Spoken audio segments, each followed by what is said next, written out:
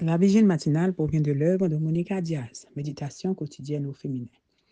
La méditation de ce matin, aujourd'hui, 3 décembre 2024, est tirée de Éphésiens 4, verset 31. Que toute amertume, animosité, colère, clameur, calomnie, ainsi que toute méchanceté soit ôtée du milieu de vous. Bien plus que remplir l'estomac, page 346. Nous parlions hier des avantages dont nous nous privons lorsque nous ne prenons pas l'habitude de manger en famille.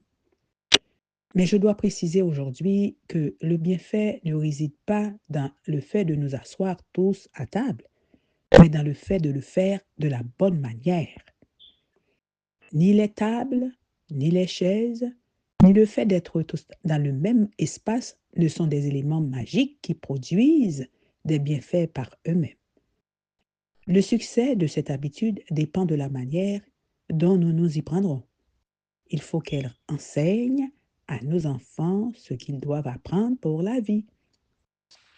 Veillez à ce que les aliments soient sains.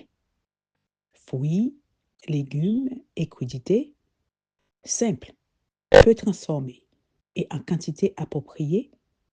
Vous pouvez faire preuve de créativité en disposant les plats en forme de visage heureux. Éteignez la télévision. Laissez de côté les téléphones portables et les jeux vidéo. Vous pouvez diffuser de la musique douce et instrumentale en fond sonore. Remerciez le Créateur avant de commencer à manger, comme le faisait Jésus.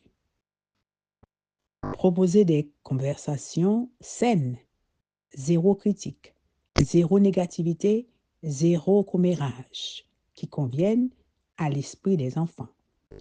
Riez, créez des liens et surveillez le ton de votre voix. Parlez-leur de vous et de leur papa, des choses que vous faisiez quand vous aviez leur âge.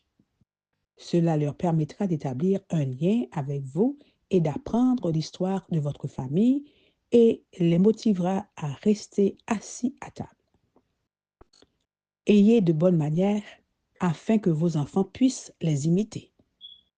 On n'enseigne pas avec des sermons, on n'enseigne pas l'exemple. Par exemple, demander en disant « s'il te plaît », dire merci, ne pas se servir une boisson sans demander d'abord qui en veut sont des détails fondamentaux.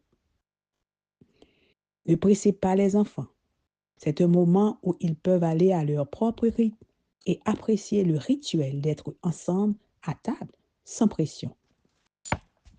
Parfois, pour rendre la chose plus amusante, vous pouvez manger dans des endroits inattendus, sous la table, en campant dans le jardin ou en pique-niquant dans le salon. Parlez-leur de Jésus pendant qu'ils mangent. Un jour, vos enfants regretteront ce moment familial et reconnaîtront que cela les a aidés à être les adultes saints, heureux et chrétiens qu'ils sont devenus. Et ils considéreront ce rituel comme quelque chose à transmettre à la génération suivante. Amen, amen, amen. Bien plus que remplir l'estomac. Que Dieu vous bénisse. Bonne journée.